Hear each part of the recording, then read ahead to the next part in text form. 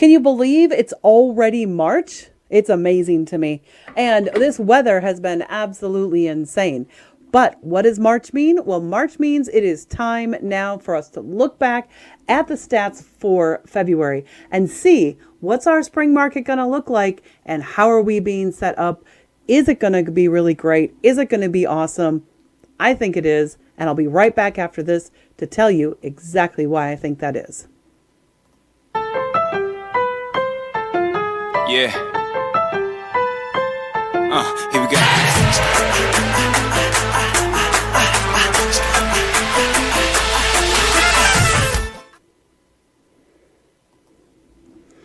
And welcome. So here we are with our stats for Kenosha. Now there's a couple of things that are a little different this month, which is kind of super amazingly awesome.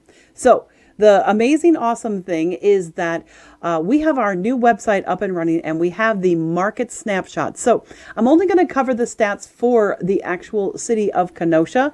If you do want to know the stats for Pleasant Prairie and Summers, absolutely hit us up and drop us a comment below and with a detail or how to reach you. Or you can email me at kimberly@tamthomes.com.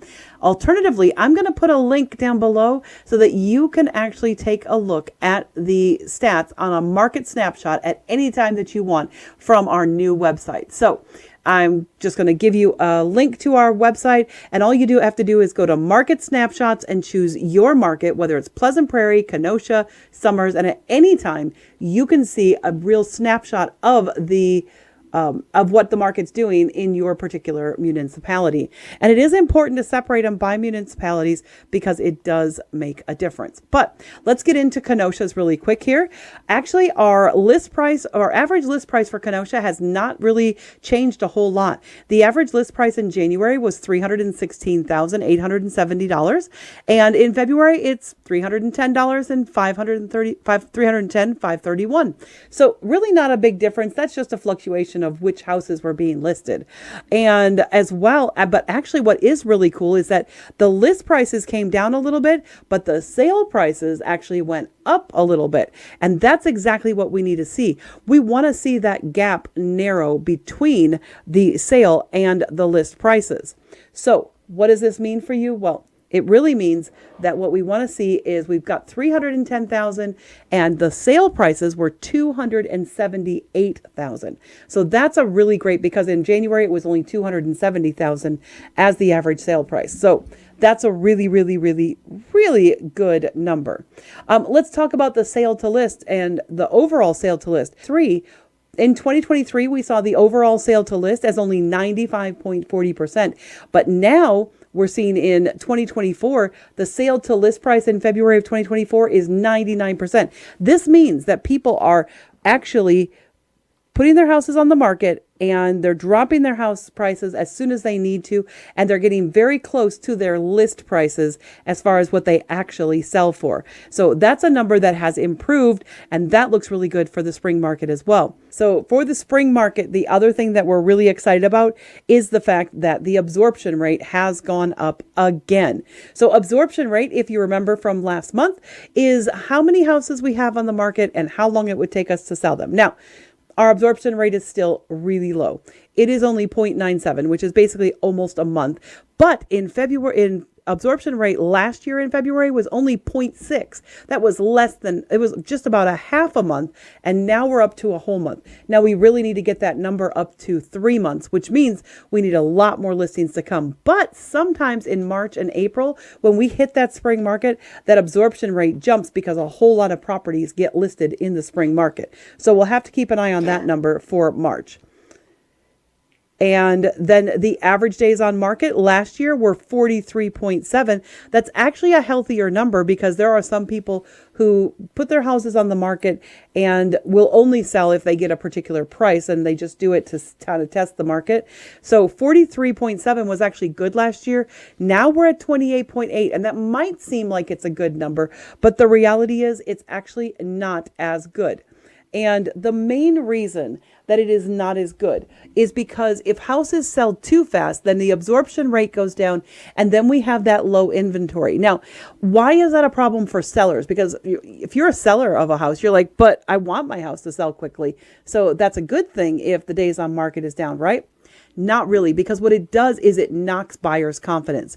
What happens is if buyers don't have confidence, then less qualified buyers come into the market and buyers are much more tentative, they're much more hesitant, and they're much more likely to back out of your deal than they are if, because they're going to second guess themselves constantly. And the reason they second guess themselves is because a lot of times they jump into a contract too fast and then they regret it and they realize, I made a mistake. What we really want is we really do want our days on market to be closer to 90 as an average. So even the 47 last February or 43 last February, still that's a little bit low, but it was moving in a better direction. But again, let's see what happens in March because a lot of things usually get listed in March. So all right, so let's take a look at this. The last stat that I'm going to go over today is the sale to assessed. Now, this is something that no matter whether you're a buyer or seller, but particularly if you are a homeowner, you don't even have to be thinking about whether you're going to buy or whether you're going to sell. Sale to assessed is a number that I've been doing for probably almost the entire time of my career, definitely since Russ joined me. And that's because with two of us, we have time to do some of these stats that we don't have otherwise. And sale to assess takes a little bit of time to do. Russ particularly loves to do them, so he pulls that stat for me, but I can tell you exactly what it's about. Right now, our sale to assessed is 185.5 in Kenosha. That's a little bit of a problem. Here's why. There are no municipalities out there that are going to ignore the fact that you're getting almost double for your house what they are assessing your house at. What that usually means when we see numbers going that high on the sale to assess is that come spring, come April, look out for the fact that you may have a tax assessment where your property values go up. Now, it doesn't mean that if your property values go up 25, 30%, that your taxes are going to go up 25, 30%, because it is regulated by the state of Wisconsin. It cannot go up X amount in a year, etc. However, if the municipality sees that houses are selling for more and more and more every single year, they're going to keep bumping up those assessments. And even though the mill rate may not change, your taxes can change and will go up. With 185%, that's what that means. Now, what it also means is that if you have an average house and you are looking to sell your house, when you look at your tax assessment, don't be disheartened. Your tax assessment is probably not super accurate as far as what your market price is. The market price is going to be closer, even though it's 185% for February, it fluctuates a little bit and goes back and forth, but you're probably looking safely at 150% if your house is in good condition. Notice I said good. It doesn't have to be stellar. It doesn't have to be excellent. It just has to be in good condition for your neighborhood. Meaning, if you're in a neighborhood that normally has laminate countertops, then laminate countertops are great and you can have a laminate countertop, but don't have it be from 1960. Your laminate countertop should be from maybe, 2020 or even 2015, and it should be in really good shape. So take a look at those stats, and hopefully this has helped you. This is a really quick video this week because we want to get this out, want to make sure you have this information. And if you have any other questions or want to know any other stats, or if you're interested in buying or selling your house in Kenosha, Pleasant Prairie, Summers, etc., this whole area, we also do go west of the interstate. It's just we don't pull the stats and do them for this video. It would be way too many stats. So, but we do west of the interstate. We go into Bristol, Paddock Lake. Heck, we've gone all the way over to Lake Geneva, no problem at all.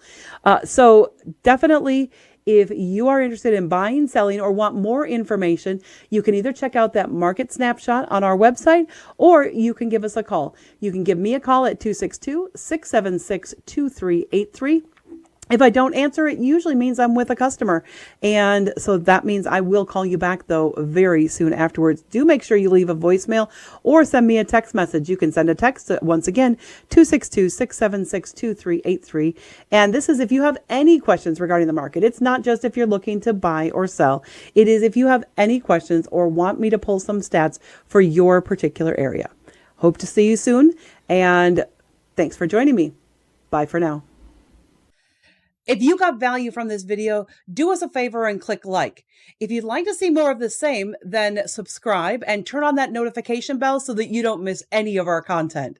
As always, we love to hear from you, so leave us a comment below and we will absolutely respond. We love to get your feedback. And if you have ideas for content that you'd like to see, we absolutely welcome them. Have a great day. Bye for now.